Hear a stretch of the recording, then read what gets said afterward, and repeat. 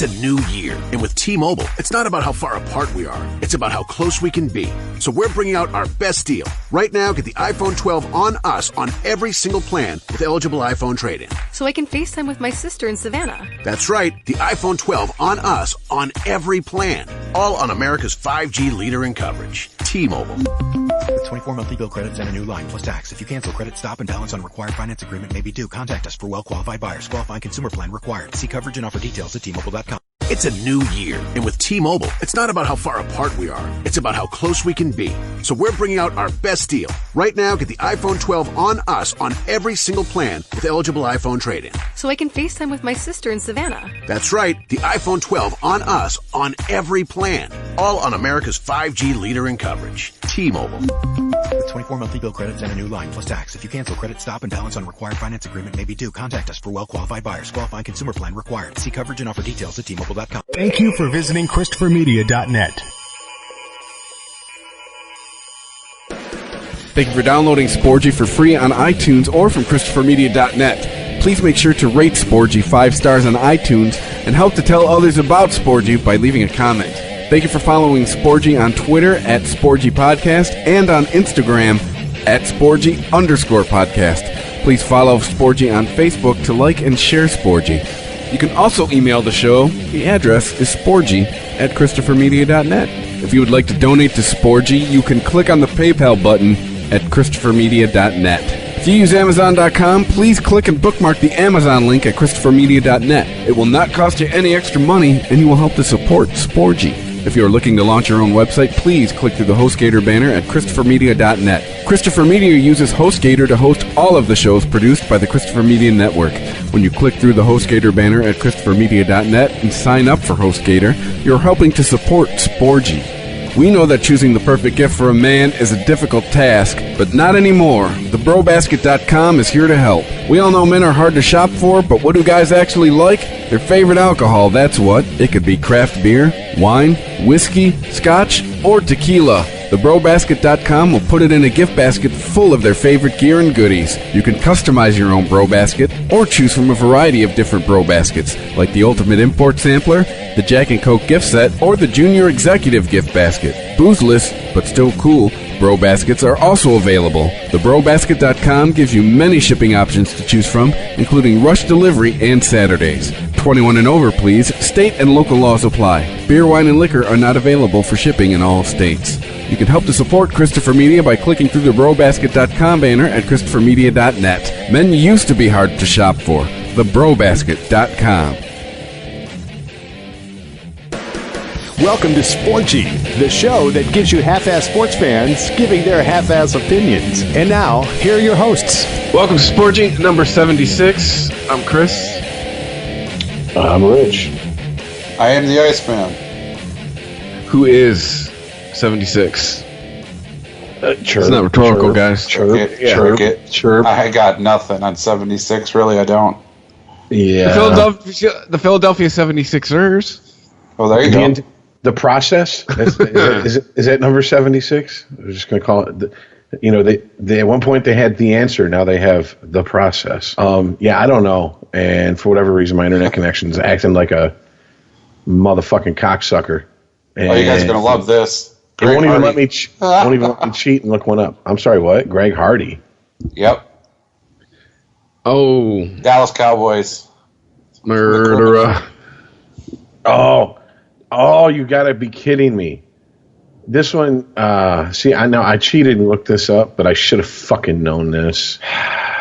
Come on, guys. Hockey, he was one of two parts or one player involved in the biggest trade during the season last year. Subban. Thank you. How the fuck I didn't remember him at 76, I have no idea. But I did. Popping out of it. Popping out of Greg Hardy. Can't be Greg Hardy. TJ Lang, since he traded to the Lions. What? Oh, yeah.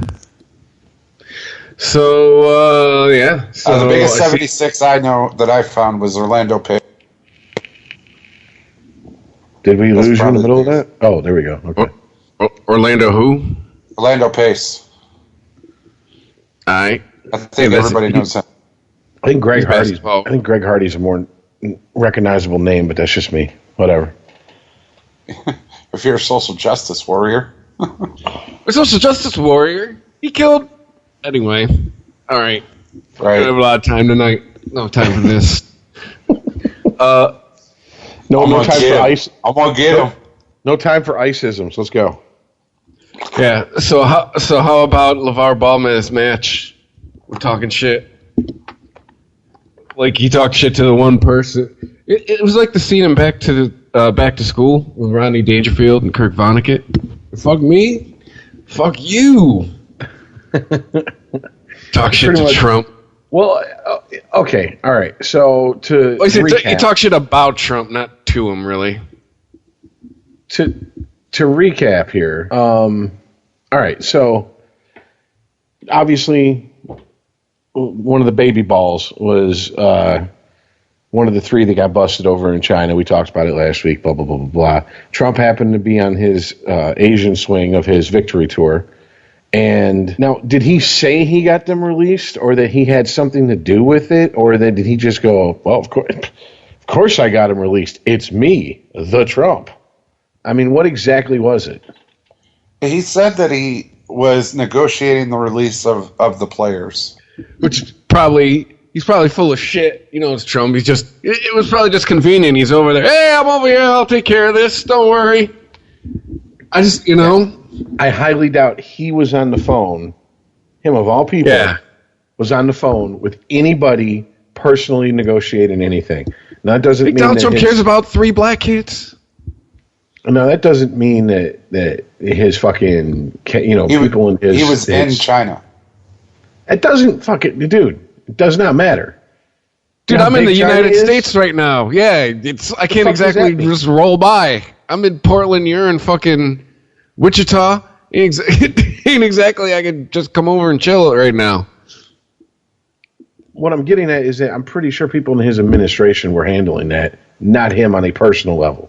He damn sure wasn't making the first phone call. He didn't talk to the Chinese secretary. Okay, he didn't go, oh, by the way, this is Trump and I need to talk to the president, whatever, dictator of China. No, he has people to do that. That's what I'm saying. So, I get it, whatever. You got to take a victory lap because it happened on your watch. You're like the quarterback of a team. If you're going to get the victory celebration, then you better be ready to take the fall when the team underperforms. But, and here's where I'm a little bit muddy on the facts. I know that Daddy Ball was told to basically keep his fucking mouth shut while it was still up in the air. They were released, and then what happened? Do we have a timeline here? He said that Donald Trump had nothing to do with getting his kids released. Let me find a exact quote here. But that is the gist of what he said. Like, Donald Trump didn't do shit. Well, I do think it's interesting that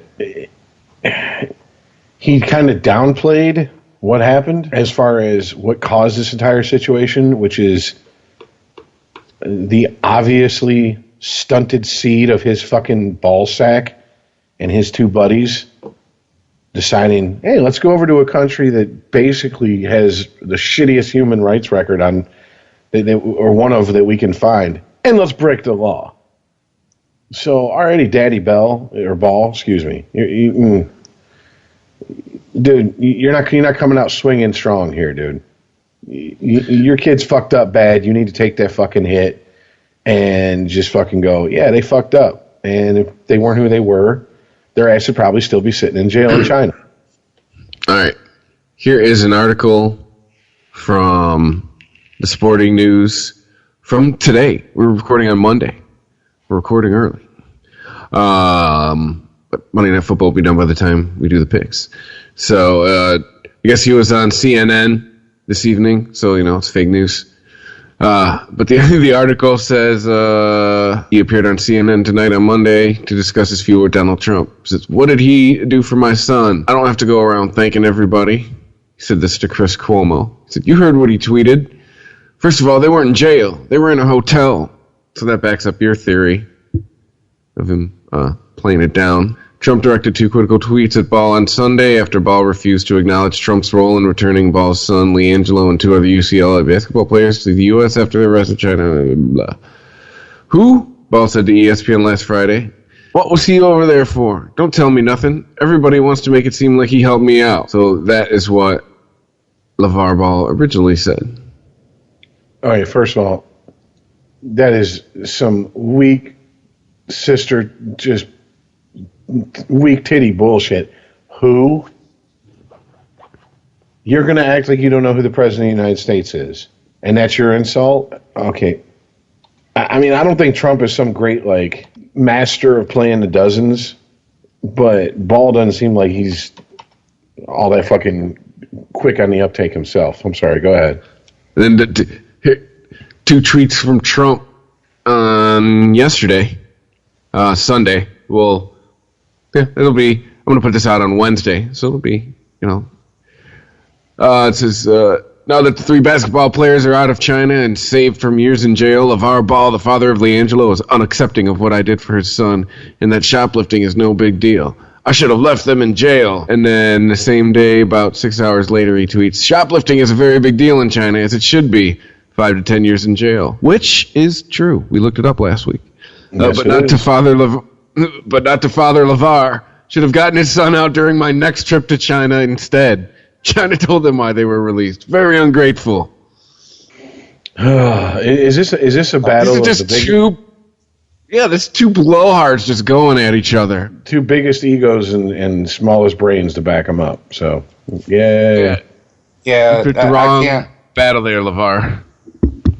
Yeah, and I can't even get drawn into that for many different reasons, but you know what? LaVar Ball should be thankful that Trump got him out. Be it sitting at a hotel or in jail or whatever, he should be. But you're not going to sit here and have a fight with President Trump and take away from the fact your fucking kid got arrested in China.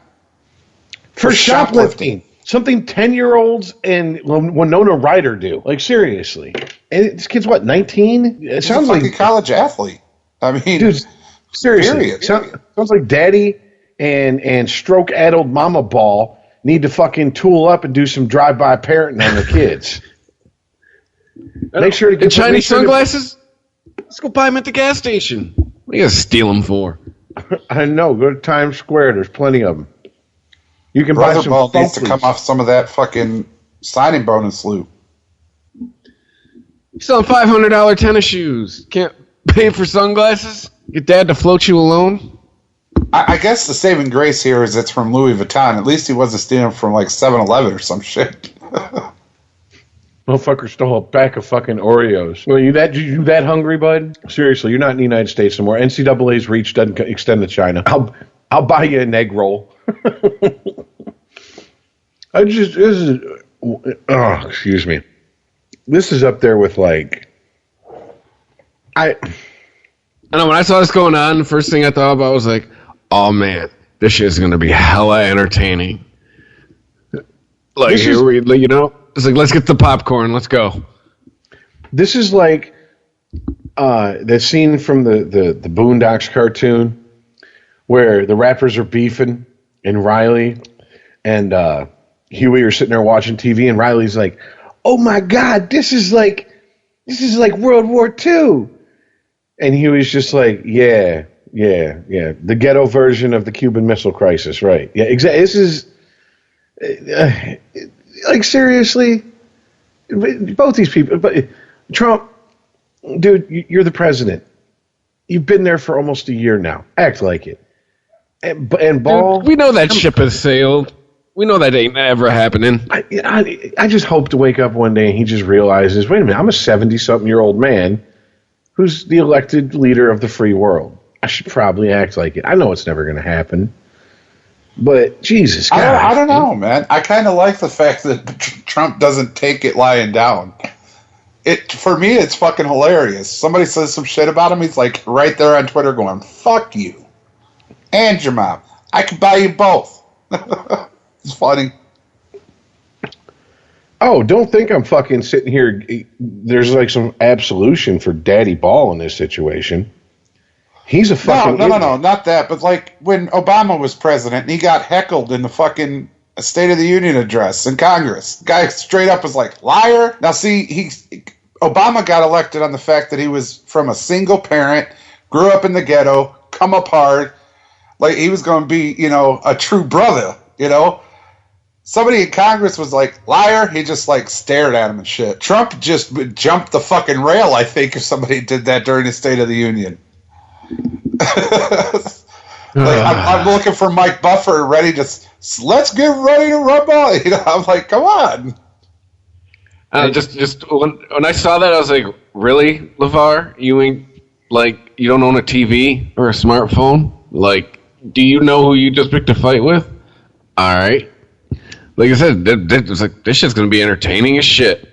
Seriously, he just called every black NFL player that takes a knee a son of a bitch on national TV. What do you think he's going to do to you? Yeah, you think you're special? I'm telling you, this is like watching the special ed kids fight at recess in school. It's like, go for it. It's entertaining no matter what because they're both retarded. And you just laugh. You just go, okay. I mean, seriously, you're the president of the United States. Be honest with you, I don't really care if the president of the United States lets them sit over there and rot. You're the president of the United States. You got bigger fish to fry over there than fucking athletes. Period. I mean, the fact that Trump said anything just inflated Daddy Ball's ego times 20 because now he thinks his fucking little crotch droppings that fell out of that gaping maw between his wife's legs are actually have some value in this world. No, not really. Yeah, he knows he's on that guy's radar. It validates him. Exactly. But being on his radar is not necessarily a good thing. That is a fair point. It's not a bad thing from LaVar Ball's fucking point of view because it's no matter what, it turns into, look, the president's attacking me, so he's going to garner all the support from all the people he wants to fucking buy into his. Obviously, this is a well-crafted. Look, I'm going to give the man this. The man knows how to fucking manipulate the media. All right. I mean, he could teach a fucking class on it in the college, no problem. And he's very good at marketing because he keeps his name in the fucking forefront of all these stories. Think about this. There's one of those Kardashian trolls that passes for human females just fucking put out some new fragrance. It did $10 million in the first weekend. It was for sale. Kim Kardashian, a 40-year-old woman. Okay. I don't know anyone that I don't know anyone that watches that show. I don't know anyone that buys any of their products, but somebody does. $10 million worth of sales in a week. So congratulations, you are the male Kardashian. The vast majority of the civilized Western world laughs at you or rolls its eyes and then dismisses you. And a tiny minority are your non-haters to make you feel like you're actually doing something useful in this world. When truthfully, your whole family could have had strokes and died, and we wouldn't have lost anything as far as the human race goes. You are absolutely useless to society. You produce people who dribble a ball up and down and throw it through a hoop and are insanely overpaid and insanely overhyped. Congratulations. Hey, Daddy Ball, stay in your lane. All right? Stop thinking that just because we have a world leader who will stoop to your level, that you're on the world leader's level, because you ain't. I believe Dwayne Johnson at one time in his career used to say, know your role and shut your mouth. This might apply here, LaVar. I mean, your boy could be in Chinese jail. You ever watch Locked Up Abroad? I've seen Locked Up with Abroad. Does that count or no? Caged Heat. Yeah, I saw that late night on Cinemax one time.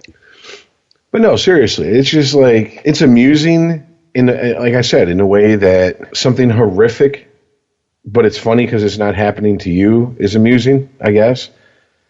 Because I'm just thinking of people whose family have gone over there, inadvertently broke a law, and they've come down with the hammer of God on them, and no one here is giving a shit. No politician took up their cause.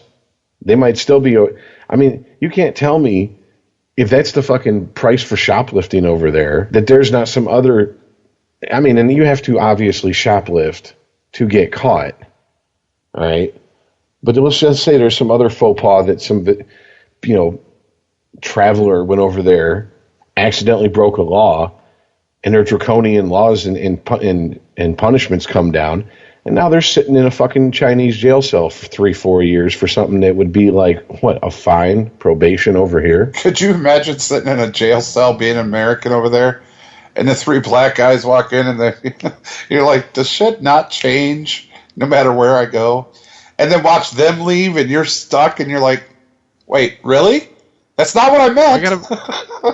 Why you gotta be racist in international jail, Iceman?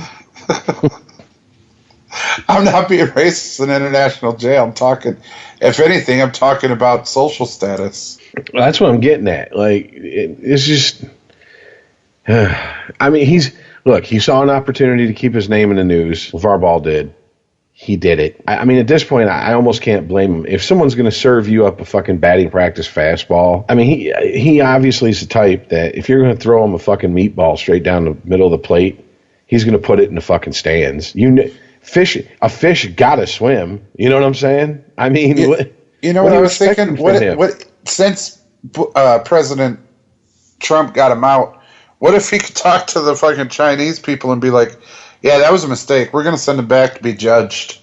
That'd be fucked up. I mean, I wouldn't put it past Trump. Trump's petty as fuck. I'm saying. Trump's like a 13-year-old girl. Surprised he ain't like, send them motherfuckers back. Okay, talk shit now, LaVar. Yeah, I know, right? You get on every talk show you ever could think of and tell them how sorry you are that you fucking insulted me, or they're going to rot. Yeah, bullshit. My son's right here. Oh, yeah? I'm in charge of the FBI, bitch. He just got abducted. Look next to you now. He's gone. Yeah, I run the government, bitch. Men in Black, like, what? See ya. He's in a black town car on his way to the airport right now. Right, with a bag over his head and chained up in handcuffs and shit. Yeah, turn this shit into head of state. Security! Run to ESPN and tell them how a president did you wrong. Yeah, it's amusing, but I mean, at the same time, it's like, Jesus, God, do we not have more serious issues for the president to be handling than 3 idiots? Absolutely not. What, do you think we got some refugees that need to be rescued, or little fucking Asian guy wanting to kill us with a nuke?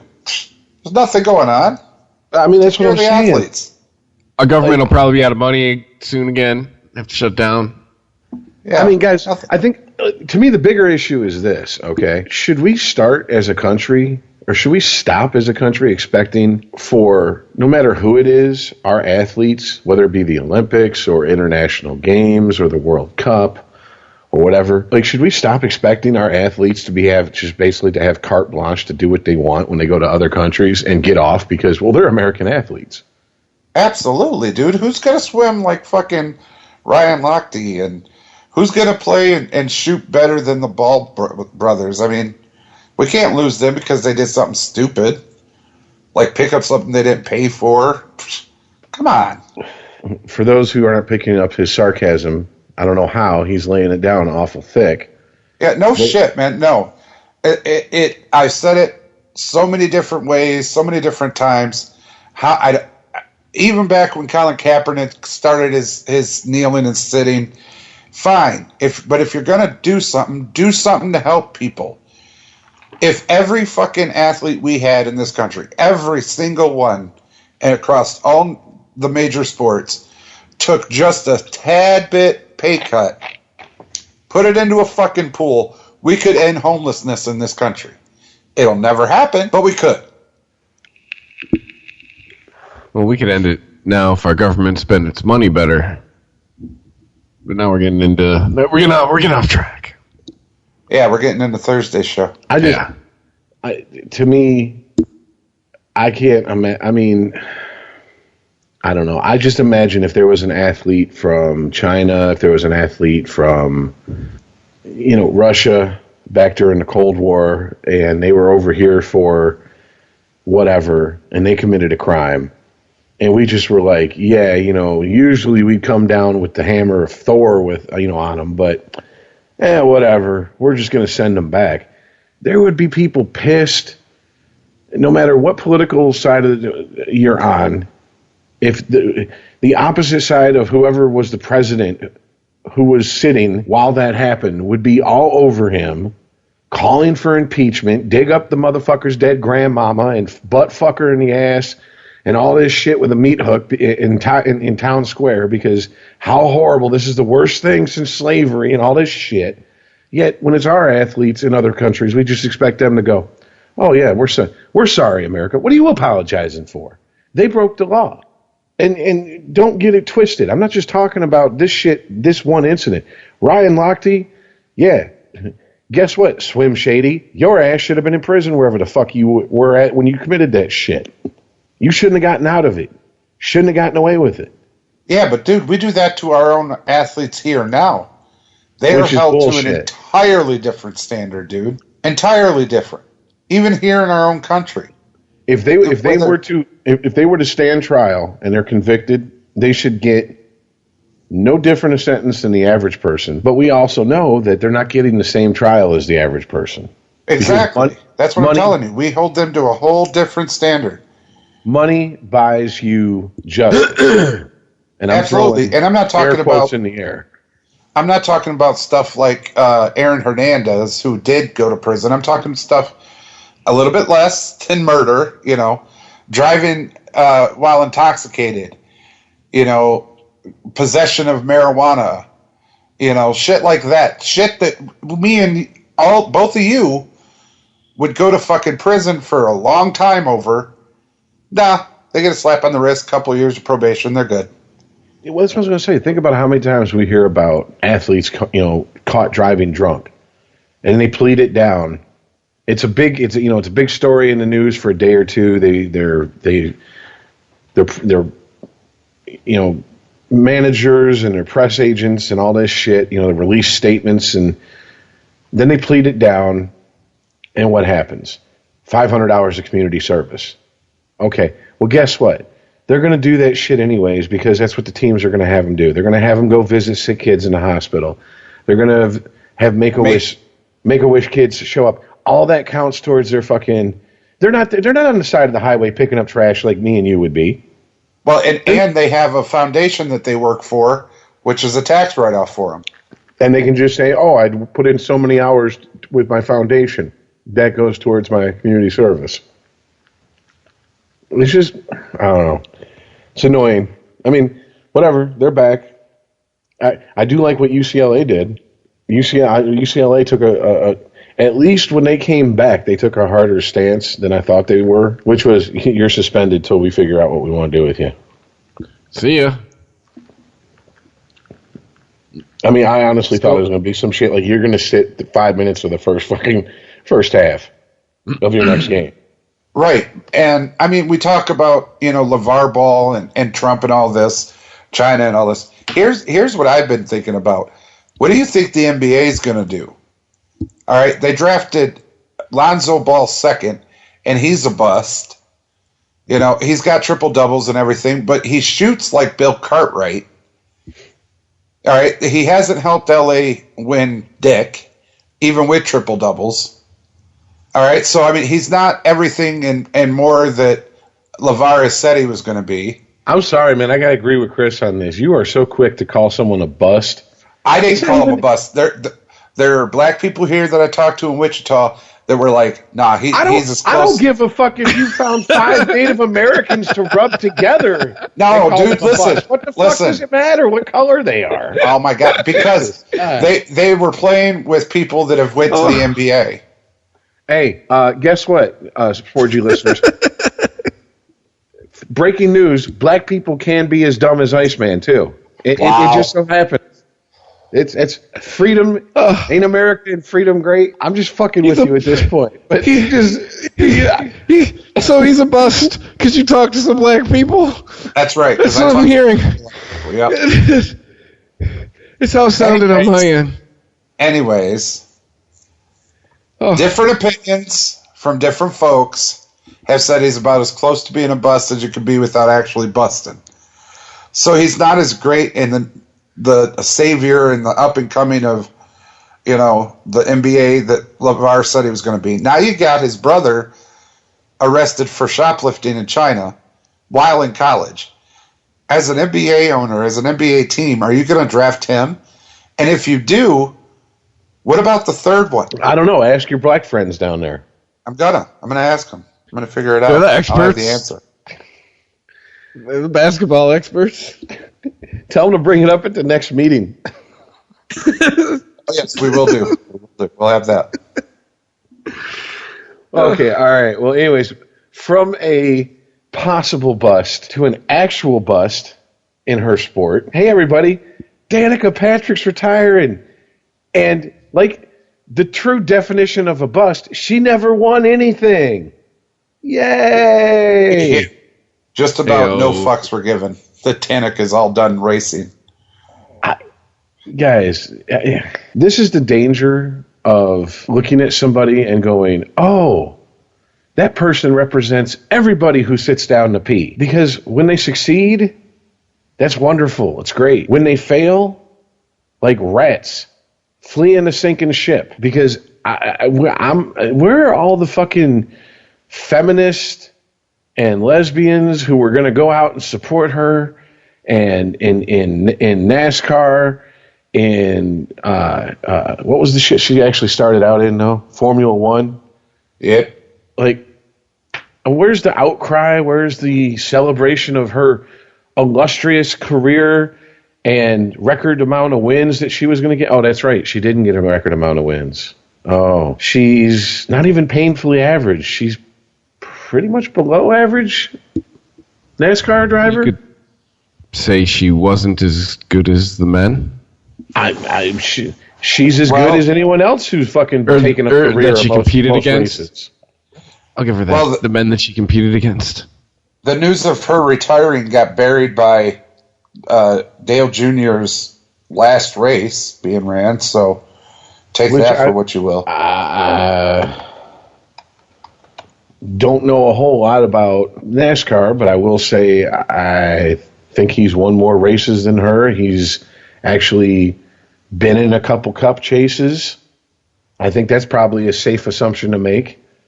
Has she? Can anybody say anything about that with her? No. I mean, I'm looking up a stat that I don't even know if they keep, which is driver averages. Okay, let's see here. Average finishes for Danica Patrick at NASCAR tracks. All right, so they have recent races, and since February 2012. Is that when she went to NASCAR, Earl? Does that sound about right? Sounds about right. All right. The highest she's ever finished is 6th at Atlanta Speedway out of 6 races there. The next highest is 7th at Kansas, 8th at Daytona, 9th at Bristol. She had 7th at Martinsville. Top 10 at Daytona is very hard to get to, but I was going to say that's actually I'm actually kind of impressed by that finish in Daytona. A top 10 in Dover, and the rest are in the mid-teens to 20s. She's had 1, 2, 3, 4, 5, 10, 18, 22, 4, 6, 27 did not finishes. And I mean, well, if she didn't finish, that's probably, I don't know, that's probably factored in. But I'm just looking for her average finish, and the best average finish for her is 18.17. How many cars are in a race? Right. Sometimes 40. 40, so that's the max. 40 per race, would you say? Because she's got a 43 in Kansas one time, but she's got a bunch of 40s. So that means I'm assuming last place finish for those tracks. Daytona, she's got a couple 40s. Martinsville, New Hampshire. My point is, by any statistic, she's got to be low end of average to just 40-degree day average. I mean, her highest average finish is 18.17. Her lowest average finish is 6 races at Darlington, 28.83. There's 40 cars starting a race in Darlington. That's below average. Average would be, 20? That'd be the dead center spot. Right, so, right. I mean, yeah. Around there. All but one racetrack. She's and Watkins Glen, she has an average finish of 20.20. So everything else, she's between 21.40 and 28.83. I don't know, guys. It just, to me, it doesn't sound like, doesn't sound like a career that it needs to be a big deal that she's retiring. No. And I kind of feel like, there's a segment of people out there who want it to be a bigger deal than it is, but reality pretty much dictates, no, not really. It really shouldn't be. I don't know any other way to put it. Thanks for playing your footnote in history. I mean, now if people want to, say, okay, well, she was the first, female driver in NASCAR, et cetera, et cetera. Yeah, I mean, that's a noteworthy, as you put it, footnote in history. But I mean, this isn't exactly like she's not the dominant person out there. So I don't know. No, it was a big deal that she went to NASCAR. I mean, first woman to ever race in NASCAR. It's a pretty big deal. And the fact that, she didn't finish dead last every single race, she actually was, competitive. Didn't wreck the car every other race from doing her makeup. She broke a lot of the social norms when she went to NASCAR. But at the same time, she kept them because, what's funny about what you just said, Chris, is she always came out of her trailer and got into the car and she had makeup on, so. Oh, I'd have fucked her. I still would. It's not like I got younger as she got older. What was really funny is when she got sponsored by GoDaddy. That was cool. It was a big deal just because she was the money's green and it spends. Right. It was just a big deal because she was female and in a car. It'd have been even worse if it was like the Always car or the Tampax. That shit would have been even worse. Being sponsored by your period. Well, I mean, I'm okay. Now, in comparison, Dale Earnhardt Jr. All right, he won Daytona. Okay, he's had since '99 3 wins at Richmond, 4 at Daytona, 2 at Pocono, 6 at Talladega, 2 here in Michigan, 3 in Phoenix. A bunch of ones he won once, it's like Atlanta, Martinsville, Bristol. I mean, his average finish is 12.23 at Atlanta. That's the high end. His lowest is 22.59 at Watkins Glen. So his lowest average finish position is well above her average finish position. Yep. So, I mean, I don't know. Maybe it's just me, but seems like maybe he does deserve a lot more attention than she does. Well, I mean, I heard here she's coming back. I heard she's Dale coming back. Jr., you got to be careful because he was such a big deal because of Dale Sr. We talk about LaVar Ball and his kids. Dale Jr., tried to come out and make a name for himself. But, sorry, son. First of all, your name is Dale Earnhardt. Care if you put Jr. behind it or not. But, unlike LaVar Ball, Dale Sr. never cut Jr. any slack. They always raced neck and neck. And if he had to put his son into a wall to win a race, let me tell you something. See you next time. He'd have put him in a wall half as quick as anybody else, man. I'll tell you what.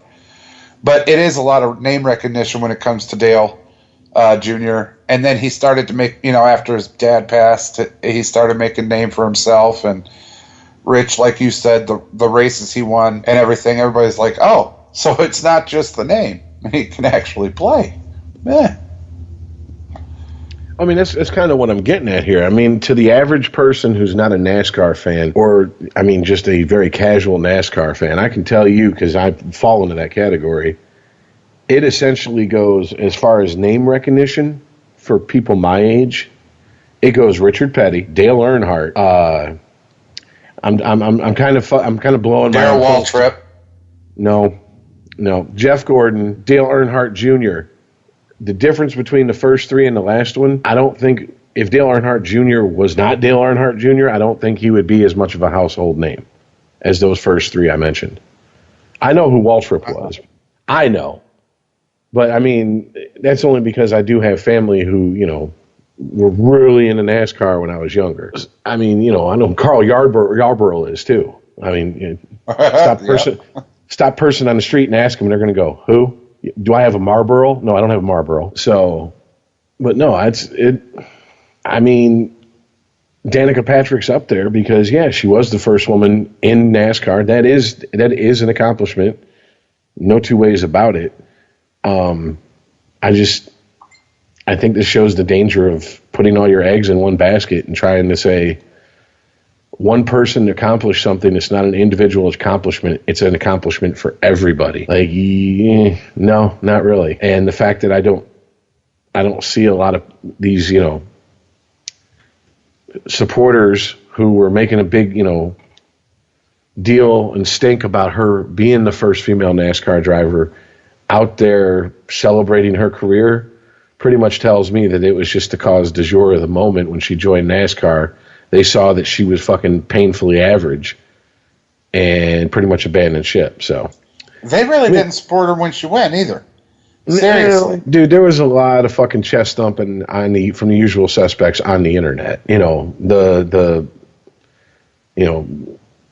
girl power types on the internet, the pink mafia as I call them, and it was like, guys, I don't think she's going to be the second coming of fucking Richard Petty. I don't know where you're getting this from.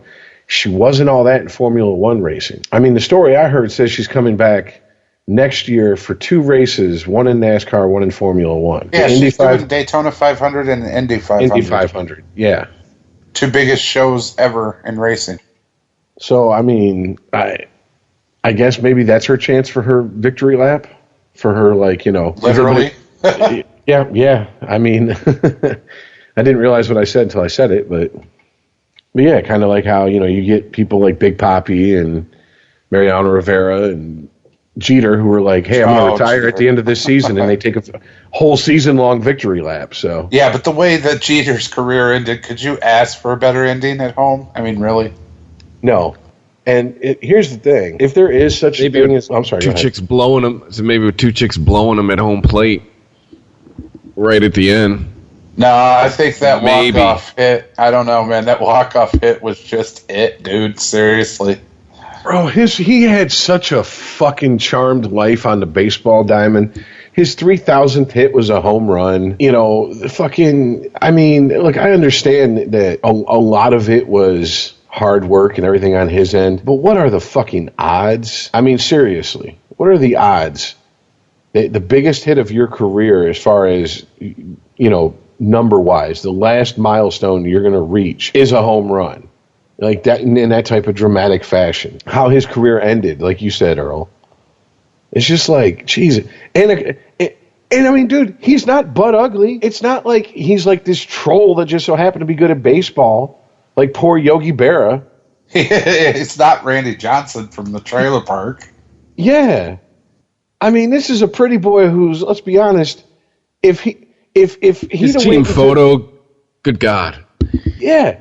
But if he'd have went into insurance sales, he'd have been the insurance salesman that never gets busted for sexual harassment because you can't harass the willing, okay? Like, come on, man. Like, seriously, the motherfucker is man pretty, genetic lottery winner, and has a good luck streak 15 fucking lanes wide. It just... Some people just born under a good sign. You know what I'm saying? And then you got others who, if it wasn't for bad luck, they wouldn't have any luck at all. But anyways, So I mean, it's interesting side notes, but I mean, I guess we'll wait till what, February for Daytona 500, and when is Indianapolis 500? Earl? February. Indy is in the summer. Okay. So we'll wait and see how she does those two, and then we'll know. Then Memorial Day is when Indy is, and then Daytona's right after the Super Bowl. Yeah. Hey, by the way, real quick, a list of the. These are the ones we know about, and I think, or no, I'm thinking about A-Rod. I think Madonna's on this list. From mensfitness.com. Derek Jeter's dating Diamond. You're talking about his dick still? Yes. Minka Kelly, Tyra Banks, Vanessa Manillo, Adriana Lima, Scarlett Johansson, Mariah Carey, Jessica Alba, Jessica Biel, and then some name I can't fucking see. But yeah. So nobody good. I got it. That's a list of Jeter Cockhausers. Just some of the Cockhausers. He is good God, man. That's you talk about a charm like, Jordana Brewster. Got that other name. Hannah Davis. Jesus Christ. Who's now Hannah Storm? That's what I'm saying. He has shot his herpes-riddled semen down the throats of some of the hottest bitches we got to offer in this generation. Seriously. It's just ridiculous. He's from Michigan? Good for you, man. Why are we going to celebrate that fact? We don't get residual pussy off of that.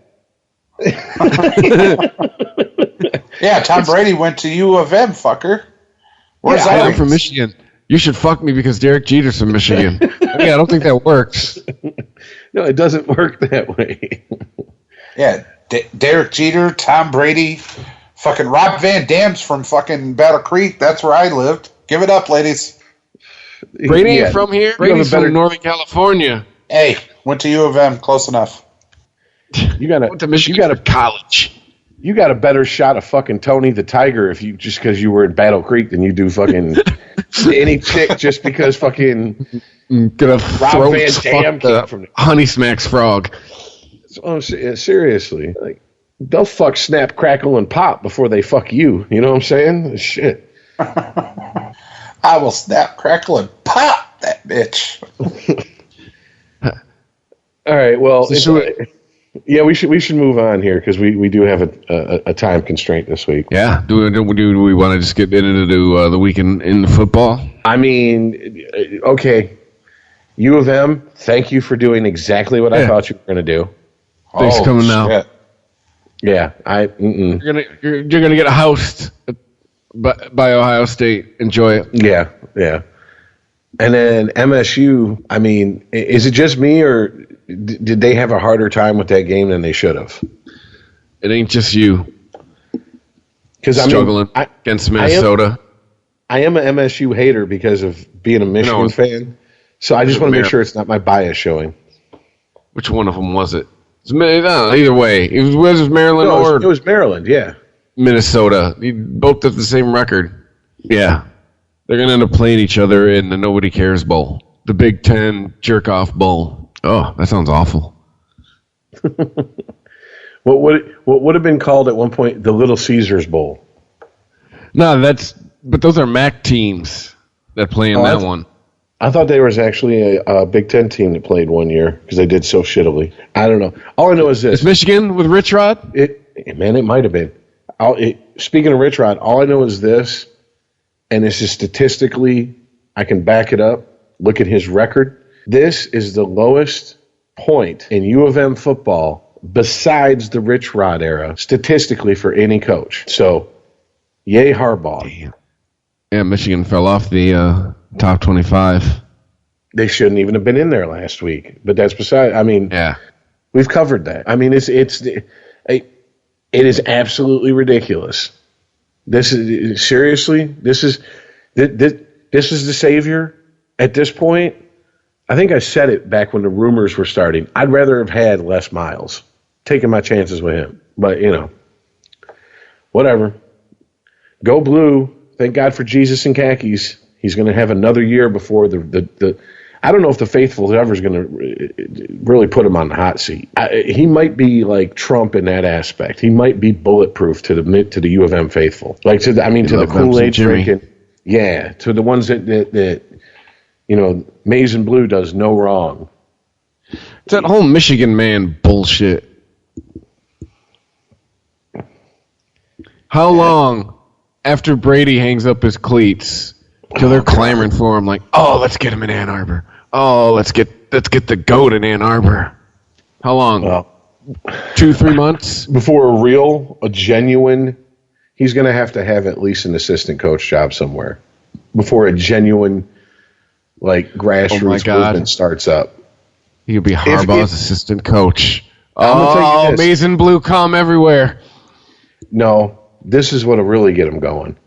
If for whatever reason Belichick doesn't retire when Brady retires and he puts him on the coaching staff and they continue to win, he'll be yet another assistant coach who gets paid more than he's worth and is heralded as a better coach than he is because he was coaching under Belichick. Just ask Charlie Weiss about that. Yeah, I'm looking at you, South Bend. All right. So, I mean, if God forbid he spends 2 years under Belichick in the NFL and the Patriots continue to win at the clip they win at, the clamoring for him to come to U of M and be the head coach will be deafening. I mean, and the odds don't pan out in his favor that he's going to do anything when he comes there, if he does. Here's my question. After next season, after they once again get dominated by better teams in the Big Ten, who they go after? I mean, didn't this hire feel like this was it? This was Michigan had their Messiah. There was nowhere else to look. Maize and blue cocky. That's what it was. I mean, this was not like, oh man, we got Harbaugh. Fuck. This was, oh yeah, we got nobody Harbaugh. Ever. We got Harbaugh. Yeah, here comes the paint train, remember? Yeah, choo-choo, motherfucker. People putting body paint on their dicks. One side maize, the other side blue. And Harbaugh painted on the top? Yeah. Yeah. I just want to take a minute because we're talking about Michigan. Wisconsin is still undefeated. They're 11-0. Now, their biggest downfall, people said, was they didn't beat anybody ranked, right? Well, then they beat Iowa. They were ranked. Then they beat Michigan. They were ranked. Not for nothing, but they still can't crack the top 4. They're ranked 5. Correct, because they beat a team that was ranked 20 and a team that was ranked 24. Then now they have to play Minnesota. Teams, bro. Ooh. The Golden Gophers. Their real test is going to be their final game. Their final game is against Ohio State. And Ohio State's going to be fresh off of sexually assaulting Michigan. If they beat Ohio State and don't crack the top 4, there's something wrong, way wrong with these rankings. Yeah, but, I'll be devil's advocate. Are they beating Alabama? Are they beating the U? I think the U is the only team that stands a chance against Alabama, if I'm being honest. I mean, they're in the top 5, man. So, that's respectable. It goes Alabama, the U, Oklahoma, Clemson, and Wisconsin. You're in some pretty fucking elite company there. Unless they just dominate Ohio State, and Ohio State just, puts up historical numbers against Michigan to maybe bump them up a spot or two, and then Wisconsin just dominates Ohio State. I don't see Wisconsin making the top 4 to be in the playoffs. I think you're going to have, or unless there's just a real big shakeup with either Alabama, Clemson, or Miami, or Oklahoma. I don't see how they can legitimately put Wisconsin in there when Wisconsin doesn't have that dominant win over a dominant school this season. Clemson ends the season against the U. Oklahoma don't play anybody. They're playing West Virginia. Ooh. That's what I'm saying. Oklahoma's pretty much static at 4 unless they barely squeak out a victory. If they win by a decent margin against the teams they're supposed to win by, or they run the score up, they're pretty much guaranteed a lock on that 4th spot. Now, you said Clemson, Miami to end the season for Clemson? Yep. And then fucking Alabama's got Auburn. That's it. Who's ranked number 6? Yeah. That's the other thing. Alabama has nothing to win by playing Auburn this late. They only have something to lose. If they beat Auburn, good, you did what you're supposed to. You're still ranked number 1 in the playoff rankings. If they squeak by with a win, it might drop them down a spot, depending on what happens with Clemson and Miami. But it looks like the last week of the season setting up to there could be some shakeups. There's enough of the big boys playing each other to where some shit could definitely be different going into bowl season. I mean, as well as it should. If we're talking about strength of schedule, Alabama don't play nobody. Their closest game was against Mississippi State. I mean, at the start of the season, they played Florida State, and they ruined their quarterback. So after that, it was all Alabama. So Alabama's beat 3, 16, 19. That's it. Yeah, I'll give you that, Earl. And then a parade of fucking nobodies. Alabama is enjoying what Michigan enjoys to a lesser extent these days, but used to, even in my lifetime, especially in my lifetime, with the Bowl years, I think they're ranked higher because of the mystique surrounding the program and who their head coach is. I think Saban and the fact that they are Alabama gets them a few spots every week in the rankings. Whereas if they were, I don't know. If they were Michigan State, if Michigan State was sitting at 10-0 right now, I don't think they'd be ranked number one. I mean, it would be very hard to say to keep them out of the top 6, 5, maybe. If Michigan State was 10-0, they would have to be in the top 4 because of the people they beat: Ohio State, Michigan, Notre Dame. You got to remember, man. State, for whatever reason, State does not travel well. You get out of this area, State is still little brother to Michigan, as far as a lot of people are concerned. And not little brother in the sense that you beat your little brother. It's just there's U of M football, and there's also Michigan State has a football team also. Like, I don't know why, and it might change. Maybe it's because they don't have the long tradition that U of M has. But who's to say in 5-10 years that's not going to be different? Because then you're going to have State being, perennially in the top 25, except for last season, for going on 2 decades now. If they stay this way for the next 5-10 years, so then their reputation might get them a bump in the standings. But right now, I just don't think so. I mean, I agree with you. By any fair ranking, if they were 10-0, they would have to be in the top 4. But it's not people. Jesus Christ. The first year, I don't know if she still is, the first year of the college football ranking system for the playoffs, Condoleezza Rice was one of the people who had a vote. What's she voting on? Whose ass looks better in what uniform? I mean, seriously. Like, dig up Richard Nixon, give him a vote. That was at least a politician who knew football. I mean, come on, man. Seriously. I wasn't a big fan of W, but give him a vote over Condoleezza Rice. I mean, seriously. Jesus fucking Christ. Come on now. I pick Texas every year. Yeah. Texas, number 1. It's like Bernie Mac in fantasy draft. We're going to draft the 85 Bears. You can't do that. That's not how this works.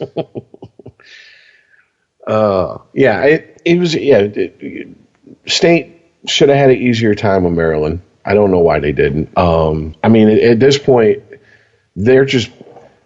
Is it safe to say they're playing not to lose? I mean, they're playing it safe. They're playing good enough to be. They're playing good enough to be better than Michigan. No, I mean, I hope it's not for State's sake. I hope it's not that way. I really hope they don't have that big of a fucking inferiority complex. So they really got left to play for. Really, that means anything. Maybe they'll play, depending on how it all shakes out. Maybe they'll play for the Big Ten. Well, I mean, their final game is Rutgers. I mean, New Jersey sucks so bad they don't want to call it New Jersey State. They call it Rutgers.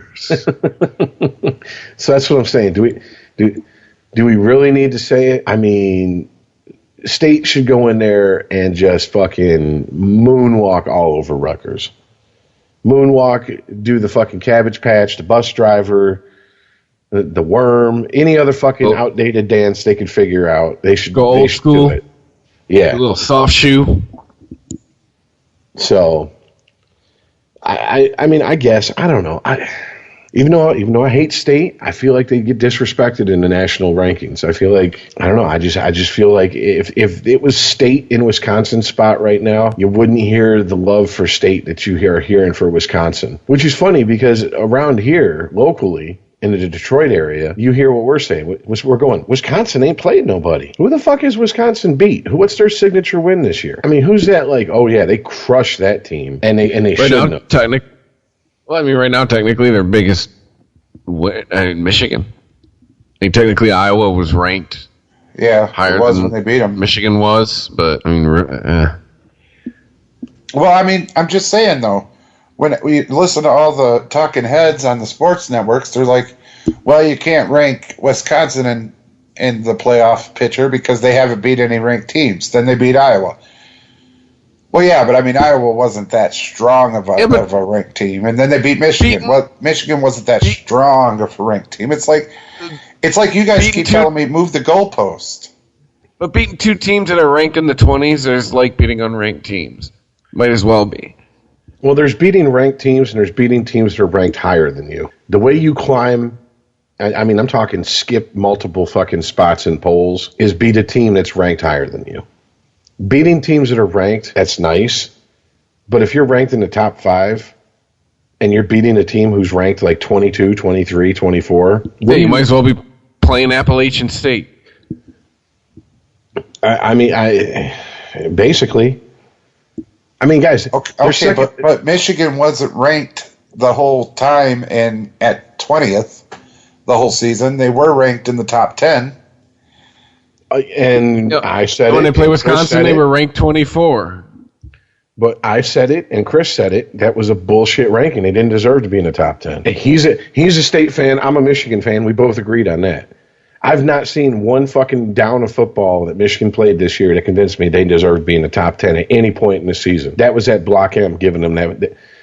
You want to talk about privilege? Yeah, that Block M buys you that fucking the benefit of the doubt. How many times in the preseason have you looked at the standings and been like, how the fuck is Michigan ranked so high? Oh, I'm sorry, Block M. Yeah, that's branding. Has nothing to do with what they did the season before. Has nothing to do with what they're offering next year. I mean, let's just get this fucking out in the open. Spate, that's your quarterback? No. Don't think so. O'Corn's gone, and it's not like he brought a whole lot to the table. And what is it, Roberts? Their fucking quarterback now, and they're going to have a redshirt freshman. I can't remember his name off the top of my head. That's their choices to start next season, unless they accept a transfer. But if they can't, because the transfer has to sit out for one season, I think. I don't know. Sometimes these NCAA rules even get too contrived for me sometimes. But I mean, show me where I'm supposed to have hope that they're going to be ranked in the top 10 next year. Don't be surprised if the preseason ranks come out, and they are though. Well, speaking of more bullshit on the football field, let's talk about the pros real quick. Oh, and excuse me, Brandon Peters, my bad. And Dylan McCaffrey is the redshirted, would be the redshirt freshman. So it's going to be between Peters, McCaffrey, and Spate next year. Sorry, go ahead. I just want to point out that, okay, any of you guys excited by any of those 3 names? No. There you go. No one in Ann Arbor is either. They'll say they are. But, yeah. Another team I'm not excited about. Let's talk about the Detroit Lions. Get the fuck out of here. Dude, you had trouble with Cleveland. You went into the final 5 minutes of the game on Sunday tied with the fucking Bears. Dude, you know what the playoffs are going to be like? The playoffs are going to be like stepping out onto the street in front of a bus.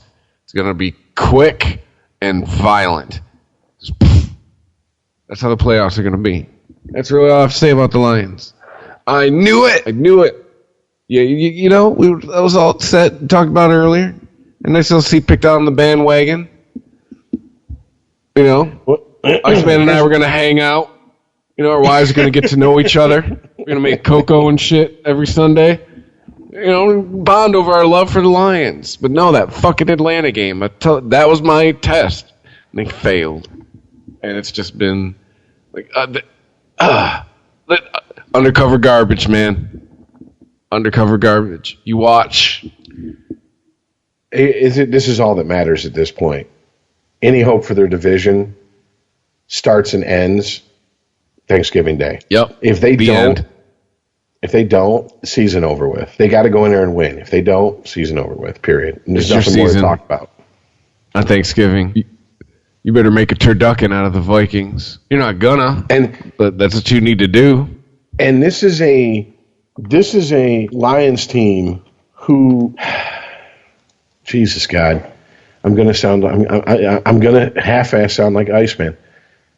They've been given every opportunity this season, except for that fucking call in the Falcons game being overturned. Almost every break that could possibly go their way has went their way. Rodgers out for the season. Obviously, the Packers are not the same fucking team without Rodgers. All right. One of the weakest schedules from here on out in the league. I mean, there's no other way to put it. There's no polite way to put it, But the one game that their season is going to live or die by is on Thanksgiving against a Vikings team who got to Stafford consistently in their meeting earlier this season. I mean, and he's had, 6 games since then of wear and tear on him. He's got those twins at home, so he's not getting any sleep. If that offensive line doesn't come to play and keeps making the mental mistakes, and here's the bitch of it. Here's the absolute bitch of it. This is why I think offensive linemen are really probably the most overlooked players on that football field. Because even kickers, when your kicker makes it, that's what he's supposed to do. You know what I'm saying? But kickers can be elevated to a godlike status. Adam Vinatieri, I'm looking at you. I mean, so that's what I'm getting at. Offensive linemen, not really. When you do your job, no one notices you. When you fuck up, that's the only time anyone notices you. And who was it? He had 2 fucking missed blocks last game against the Bears, and it almost cost him the fucking game. And I cannot remember his case in point. I can't remember his name. He's an offensive lineman on the Lions. But you can't have that against the Vikings. The Vikings defense makes the Bears defense look like a fucking joke. You can't give the Vikings the opportunities that you gave the Bears, and to be honest with you, for most of the game, the Browns. So it's a ball completely in their court. Is it going to be SOL? That's the only reason to tune in my opinion. You there, Iceman? Oh, yeah, I'm here. I thought maybe he sucked on the business end of a shotgun. No. I can't say nothing because you guys keep thinking it's a skit. It's not, but I can't say nothing. That it's a what? That it's a skit. A bit? Like it's a bit? Like you're doing a bit, skit, whatever. Gotcha. It's not. I am a homer through and through. I'm going to pick them every time, all season long. I love them. Live and die with them, but doesn't mean I ain't pissed at them. You guys teased me about 14-2, but that was a real pick. That could have happened. That should have happened. Everything was right for it to happen, and they just found a fucking way for it to not. Because that's what they do, man. Well, yeah, but I really thought that there was no way they could find a way this time. They had everything. I mean, they had everything. I don't want to hear about a fucking run game because we have a run game. They had a couple of key injuries. It should have set up for a Lions at least to win the division. Like Rich said, Rodgers was out, and that was our biggest fucking hurdle. How the fuck does Case Keenum come in and lead the fucking, Vikings to the top of the division? Like they're all of a sudden better again. And they lost their starting running back. Right. So, nah. You suck and you know it. They're going to do what they do, man. I'll pick them every week. Let them do what they do. I can't stand hearing 1st and goal for the Lions anymore. And that's a damn shame. I used to love that because we always used to fade to fucking Calvin Johnson. Now we can't throw it or run it or we can't do anything to get it in the end zone. We couldn't do diddly poo. Can't win with them. Won't win with them. We got some key defensive people hurt. Some people on the offense are sore, questionable every game, whatever. I don't know. For me, it's not enough. I mean, schedule alone should have had these guys at the top of the fucking division. And then with the key injuries, like we've stated, with everybody in our division. Nah, like I said, I'm a homer through and through. We'll pick them every week just because I fucking love my Lions. But I can't mindfully sit here and, defend them because they are what, Chris thought they were. They are what a lot of people thought they were, man. Frauds. Frauds. Don't get me wrong, dude. You had plenty of room up on that bandwagon before the season started here in Detroit with people who were like, this is our year. Now, I'm going to be honest with you. 2 people maybe I heard have the balls to give them the same record that you gave them. But, 10-6, 11-5 was being thrown around like it was nothing before the season started. Because it was an easy schedule, bro. Seriously. I wasn't outside my mind when I was talking about it. But do you understand that your defense is they had an easy schedule, they should have, and everybody else goes, yeah, they should have done a lot of things as in their history, and they haven't. They've done what the Lions do in their history. And until they prove it different, you can't keep coming back every year and depend on people being, having as bad a case of Stockholm Syndrome as you do about your fucking football team. There's too many people that's been burned too many times. And they just go, until the Lions prove to me they're not going to do what they do, which is shoot themselves in the foot every goddamn fucking year, I can't believe in them. Because you know just as well as I do. The fact that we're sitting here, 3 of us, doing a goddamn podcast for fucking free because, yeah, even though we're half-assed, casual, whatever the fuck you want to call it, sports fans, that's how much we love sports. That's how much we're passionate about it, all right? It's draining to put your passion into a team every year and have hope every year and have that team shit on it and then come back next year and hardly do anything. You were saying they had an easy schedule. That's why they should go 14-2. The Lions were not presenting anything to say we're a 14-2 team besides look at our schedule. But they were, man. They were. They drafted a hell of a linebacker in Jared Davis. Dude. They got TJ Lang to shore up the offensive line to protect Stafford. Amir Abdullah is one of the fastest running backs in the league. But he doesn't have the elusiveness that he needs. That's true, but he's fast. But listen to me, dude. I don't care what you do in practice. I don't care what you do when the game isn't on the line. How you perform when the game is on the line is who you are. And they're not doing it. So they don't have it. On paper, in the stats, maybe you can make an argument for that. But, dude, they're not executing. So they obviously aren't that good. Well, that's what I was trying to tell you. That's where it started to throw me. Why is it? And it's not, 3rd and 20, 3rd and 16, 3rd and 5. It's 1st and fucking goal, and we can't score. You're preaching to the choir, dude. For whatever reason, somehow, some way, they find a way to be the Lions. Okay. To speak to your point, I went through this in the late 90s, early 2000s with the Bucks. I mean, dude, they go to an NFC championship game and they lose by a fucking field goal. That game was won on field goals by St. Louis. They needed 3 points to tie, a touchdown to win, and they couldn't get in there. They're in the red zone, kick a field goal. Are you kidding me? Are you kidding me? All this and you can't get in the end zone? Shove Allstott up someone's ass for 4 downs. Eventually he's going to get some penetration, all right? No, they couldn't do it.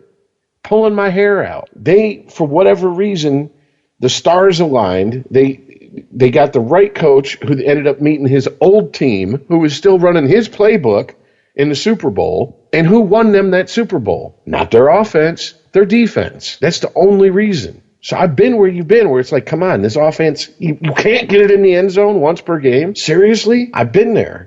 I know how frustrating it is. But I never deluded myself into thinking that, this is going to be the year where they're going to... No. They prove who they are on the field when the game counts. And who they are, I don't know. Dude, we've talked about this till we're all blue in the face, till we're all Honolulu blue in the face. I don't know if it's fucking the culture. I don't know if it's a mentality, a mindset. Fuck, man, I don't believe in them. I don't even know if it's a curse at this point. I just don't know. For whatever reason, they can't get over the hump. Well, you know what? Thursday, Thanksgiving, day after this show posts, because we're putting it up early. It's our little Thanksgiving present to you. The Vikings are coming to Ford Field. Let's get these picks rolling. So I got to get going here. I'm crunched for time. But we're still giving you the show, people. Just saying. Sorry for the ICEman. truncated version, though. Hour and a half. I love how for us it's a short show. The picks. ICEman. God damn it. You went 11-5 this week. We went 9-7. So you are still in first. 114-68, winning percentage of 626. I'm in second, 582, 106.76. Rich game behind, 105.77 at 577. Hey, we're just saying. That's what I do, baby. In Vegas, you'd all be a winner. You should listen to the three of us. Just saying. We get this pretty damn good percentage. Or just bet on mine. Either way. He's not wrong. All right. So, yeah. He's just an asshole. He's not wrong. He's just an asshole. I'm not conceited. I'm convinced. Stop it. Get right into this. 3 games Thanksgiving Day. First one at 12:30 Eastern Standard Time. The Minnesota Vikings coming to Ford Field facing the Detroit Lions. You got to make a stand. You got to, and I'm going to. I can't believe I'm going to do. Well, I picked them last week and they won. They're at home. It's Thanksgiving. This is a game they're not supposed to win. Give me the fucking Lions. Glad you. Why do I sound so defeated? Oh shit! Picking my home team. Why do I sound so defeated picking my home team to win? I'm glad you have faith. I don't. Give me the Vikes. Can't do it. Can't do it. I gotta pick them. They're my team. Go Lions. Next up, the Rams heading to the Jerry Dome. Playing the surprisingly not surprisingly, Zeke's been gone for 2 games. Dallas getting skull fucked by the Eagles. Sunday Night Football last week. The Red Hot Rams. Is that how you'd say it on a real radio station? Give me the Rams, man. Like, Dallas is pretty much shown without Zeke. They're fucked. Yeah, I don't know what happened to Dak, but yeah, maybe he's just not as good as everyone says he is if he doesn't have that outlet in the running game. Give me the Rams. The Rams got handled by the Vikings last week. I think even without Zeke, Dallas can handle the Rams. Give me Dallas. Okay, next up, the shitty Giants playing the mediocre Redskins. The Redskins are at home. The Giants just beat the Chiefs. Might be time to start hitting the panic button in Kansas City. We can get into that next show. We'll go extra long next week. We'll see how the Chiefs do this week. Fuck. Give me the Redskins, I guess. Redskins. Oh yeah, Skins. I still don't have any faith in the Giants. I don't care who they beat. All right, getting to the Sunday games. Oh, here you go. Division matchup. Doesn't mean as much as you thought it probably would. Going back 3 months ago.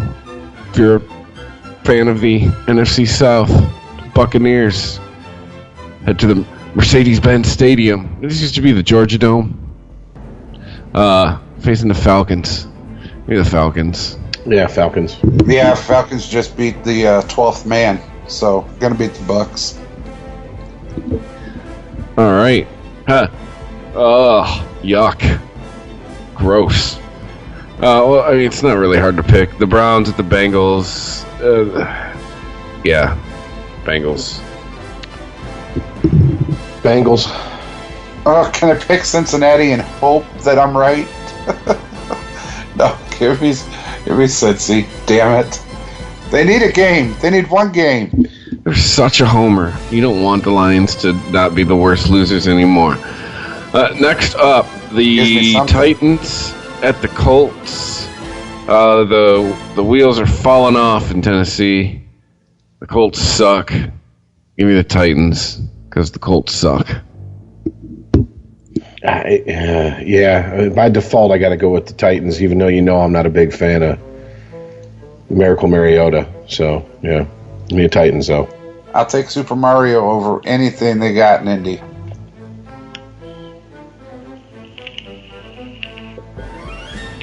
Oh, shit. You heard none of what I just said.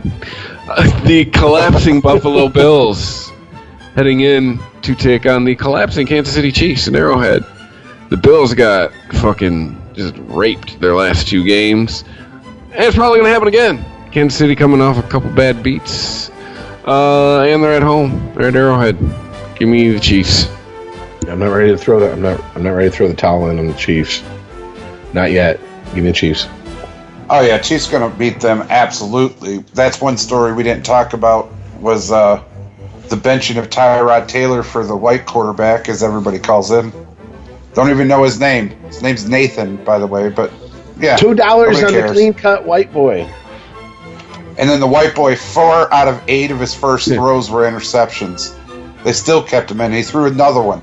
Threw 5 interceptions in the first half. Nathan, as in the amount of starts he will have for the rest of the season. White privilege. Nathan. Ouch. Well, we have a candidate for our buttfuck of the week. The Dolphins and the Gillette playing the machine that is the Belichick Brady machine. I mean, come on, really? Give it a pass. What do you think the odds are in Cutler just calling in sick that day? Pretty strong, you know. He's coming off a holiday weekend. Give me the Pats. Yeah, down with the fish. Patriots. Next up, the Jets playing host to the Carolina Panthers. Give me the fucking Panthers. Yeah, I'll go with the Panthers. Yeah, give me the Cats. At this point, the Jets have already overachieved, right? I mean, by everybody's expectations. They're all moral victories from here on out, Jets. The fact that they can fucking field a team the rest of the season is an achievement for the Jets, yes.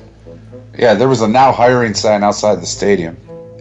All right, next up, the Chicago Bears taking on the Philadelphia Eagles at home. Ooh, it's going to be bad. It's going to be real bad. I think we have our butt fuck of the week. Yeah, give me the Eagles, man. I mean, they're what, 9-1? Sure are. The league Eagles, goes through Philly this year. The Eagles look, to me, to be the best all-around, most well-rounded team in the NFL right now. And they've been for most of the season. Give me the Eagles. Oh, I'm going to be the 1,000,001st person to say this. The Eagles have landed. Okay.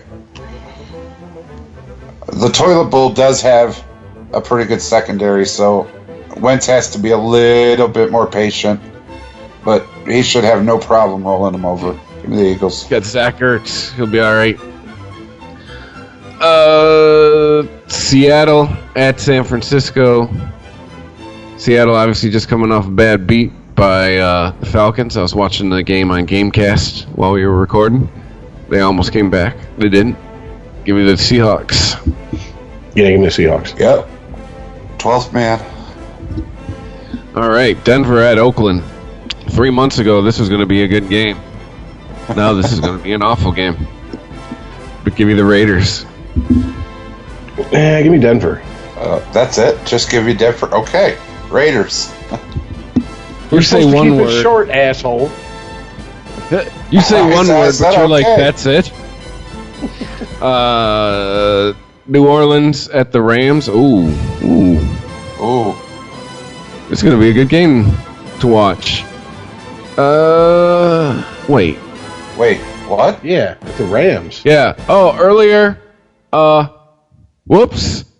The Thanksgiving game is the fucking Chargers at the Cowboys. Should I just change all of our picks to the Cowboys?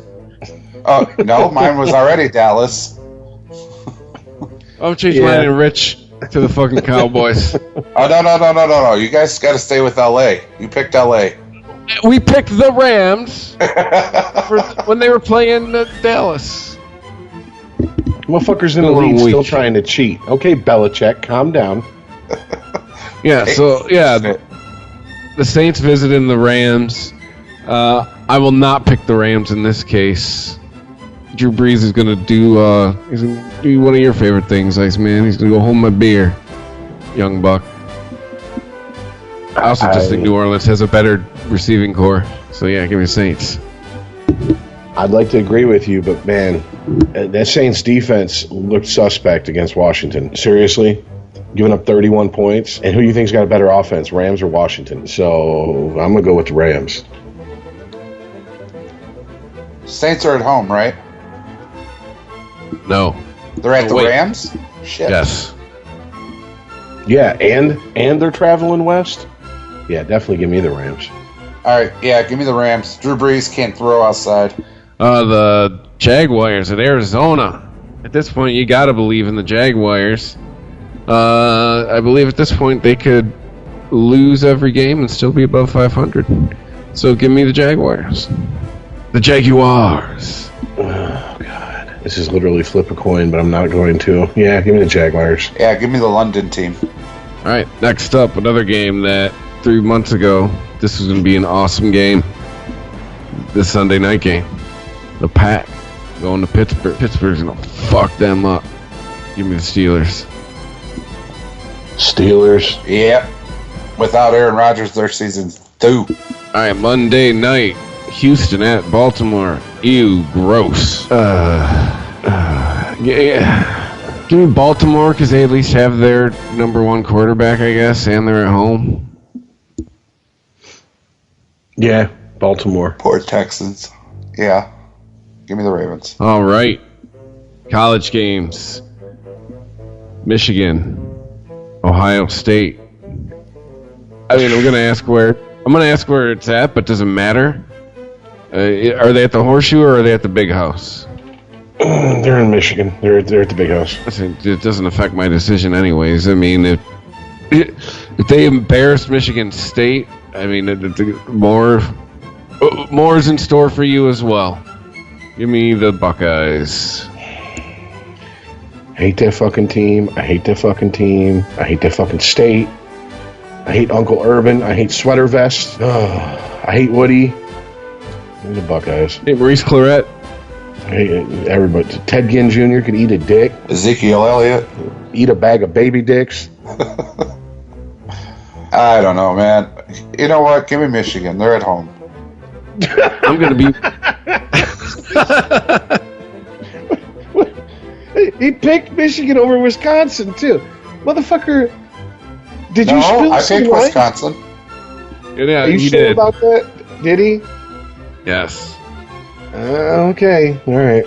I haven't listened to last week's show, so I'll swore he picked Wisconsin. Either that or he was trying to make a case for Wisconsin and he picked Michigan anyways. Or vice versa is what I'm saying. I made a case for Michigan, but I still picked Wisconsin. Okay, then...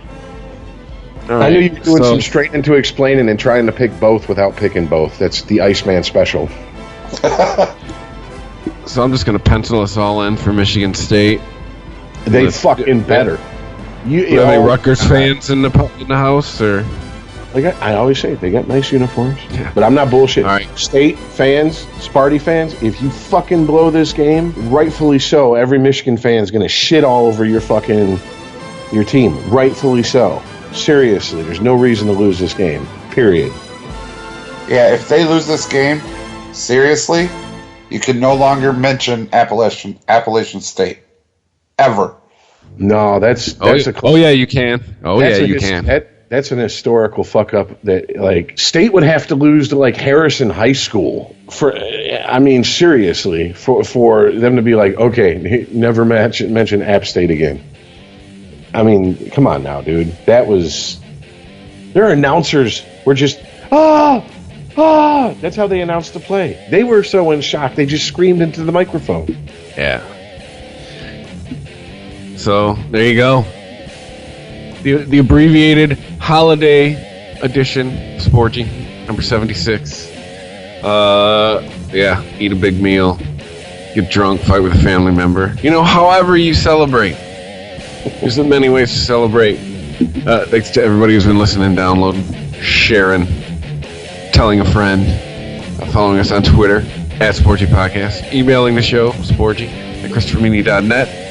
Thank you for listening, and we will catch you next week. Happy Thanksgiving. All right, later, guys. Peace out, y'all. If you like this show, please tell a friend. Please follow us on Twitter and like and share us on Facebook by searching for Christopher Media. You can subscribe to all ChristopherMedia.net shows for free on ChristopherMedia.net. Please make sure to rate and comment on all your favorite Christopher Media shows. Thank you in advance for supporting Christopher Media by clicking on the PayPal button and by clicking through to all the sponsors who support ChristopherMedia.net. Thank you for visiting ChristopherMedia.net, and thank you for listening. Thank you for visiting ChristopherMedia.net. If you look around, you'll see the world can be pretty smart. Okay, very smart. At Capella University, we think education should be smart too. That's why we're reshaping online learning with our FlexPath format. You can set your own deadlines, take classes at your own pace, even leverage your previous experience to move faster. So when it comes to earning your bachelor's degree, you know what kind of choice to make. A smart one. Visit capella.edu to learn more. Capella University. Don't just learn, learn smarter. It's a new year, and with T-Mobile, it's not about how far apart we are. It's about how close we can be. So we're bringing out our best deal. Right now, get the iPhone 12 on us on every single plan with eligible iPhone trade-in. So I can FaceTime with my sister in Savannah. That's right, the iPhone 12 on us on every plan. All on America's 5G leader in coverage. T-Mobile. With 24 monthly bill credits and a new line plus tax. If you cancel, credit stop and balance on required finance agreement may be due. Contact us for well-qualified buyers. Qualifying consumer plan required. See coverage and offer details at T-Mobile.com.